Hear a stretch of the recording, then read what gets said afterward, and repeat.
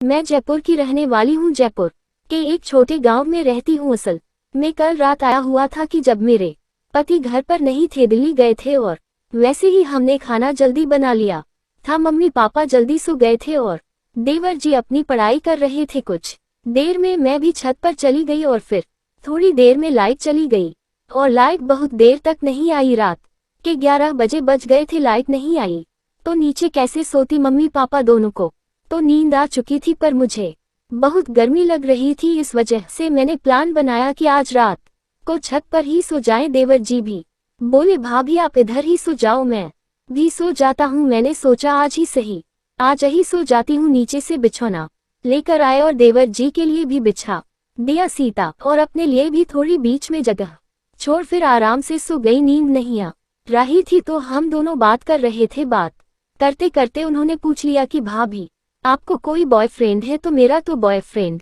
था, पर मैं उन्हें कैसे बताती है कि कोई मेरा बॉयफ्रेंड था। ये बात ऐसे थोड़ी बता दे आप रोज ससुराल में। पर मैंने भी पूछ लिया कि आपकी कोई गर्लफ्रेंड है? तो उन्होंने कहा हाँ है। तो मैंने उनसे पूछा कि आपने अपनी गर्लफ्रेंड के साथ क्या क्या किया? उन्होंने कहा कि मैंने अपनी गर्लफ्रेंड को किस किया है, गले लगाया है, और जो भी चीजें होती है वह सब किया है। तुम्हें बोली वह सब चीजें क्या आपने संभोग किया उसके साथ? तो वह चुप हो गए। फिर मैंने पूछा क्या आपने अपनी गर्लफ्रेंड के साथ सेक्स किया है? उन्होंने बोला हाँ बस 2 बार किया है, वह मुझे सेक्स करने नहीं देती। मैं बोली क्यों नहीं करने देती? तो फिर मुझे बताने लगे असल में मेरा बहुत मोटा और लंबा है, इसलिए वह सह नहीं सकती है। आखिर कितना मोटा और लंबा है कि उसको दर्द होता है? मुझे तो कभी ऐसा दर्द नहीं हुआ। आपकी भैया तो मुझे रोज डालते हैं, उनका भी हथियार बहुत मोटा है, पर मुझे तो कभी दर्द नहीं हुआ। तभी आसमान में बादल चमकने लगे और बारिश का मौसम होने लगा। पर दोस्तों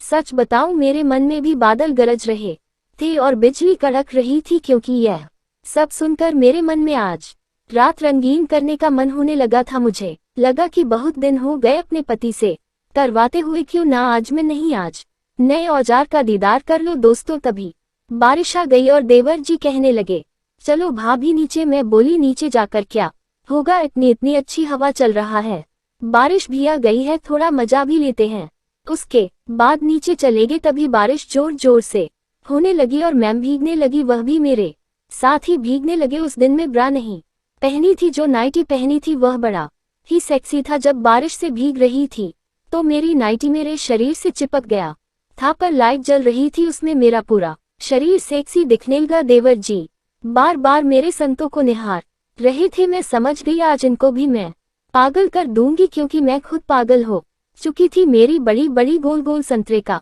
आभार साफ साफ दिखाई दे रहा था।